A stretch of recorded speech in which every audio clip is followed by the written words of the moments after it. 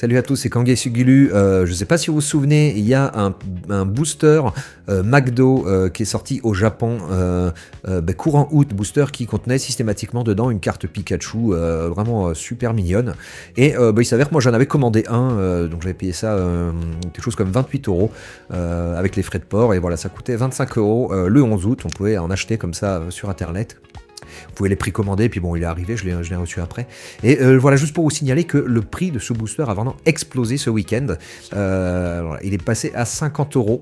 Bon, c'est redescendu un peu là tout de suite à 46 €, mais voilà, on a vraiment eu une explosion du prix de ce booster. Si on regarde au niveau des quantités, voilà, on est passé de 771 à... ça s'est effondré le 12 avant-hier. On est descendu à 203 boosters à vendre. Donc là, les prix ayant monté, il y en a d'autres qui reviennent, qui réapparaissent sur le marché. Mais on a eu vraiment un bump de prix. C'est super intéressant, ça correspond pas mal à ce qu'explique Rudy de la chaîne Alpha Investment. Pokémon fonctionne beaucoup comme ça. En fait, on a ce qu'il appelle des leg up sur le marché. C'est-à-dire que c'est flat pendant très longtemps. Et puis d'un coup, le prix se met à monter à la verticale. Monte d'un coup pour atteindre un nouveau palier. Et après, ça se remet plat de nouveau. Et là, c'est vraiment ce à quoi on a assisté sur ce booster McDonald's avec vraiment un prix qui a monté d'un coup. Voilà, je vous remets les prix ici, hop, voilà.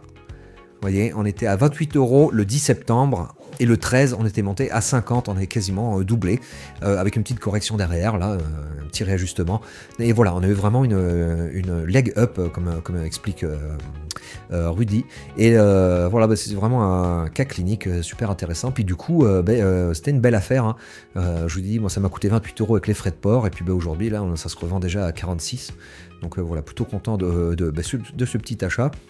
Et c'est quand même intéressant de voir à quel point en fait Pokémon distribuait de l'argent avec ce booster là, hein, puisque voilà, ça s'achetait, on avait le Happy Meal à 5 €, puis on avait la petite carte gratuite avec, et vous voyez maintenant la carte elle vaut 50 €, donc on peut comprendre pourquoi les gens ont fait la queue pour essayer d'en avoir et tout, parce que vraiment c'était la distribution d'argent, hein, et c'était limité à 5 Happy Meal par personne, à 50 € la carte, c'est-à-dire qu'on payait 25 €, et aujourd'hui les gens qui ont gardé ces cartes, qui les ont pas vendues de suite à 25 € le jour même, qui les ont encore aujourd'hui, ça peut se vendre pour 250 €. C'est quand même des chiffres assez, c'est assez fou.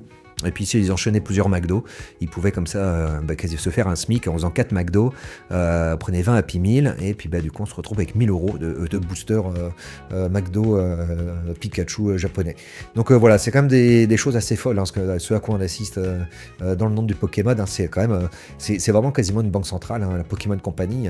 Là, ce cas-là est quand même assez intéressant à étudier et à regarder. Voilà, c'était Kangué Sugulu, juste pour vous signaler ce bump à la hausse, le booster McDo Pikachu qui a pété à la hausse ce week-end. Donc voilà, c'était pour faire le petit point là-dessus. N'hésitez pas à mettre un petit pouce, à vous abonner à la chaîne si toutes ces petites infos là vous intéressent. Et moi, je vous dis à bientôt.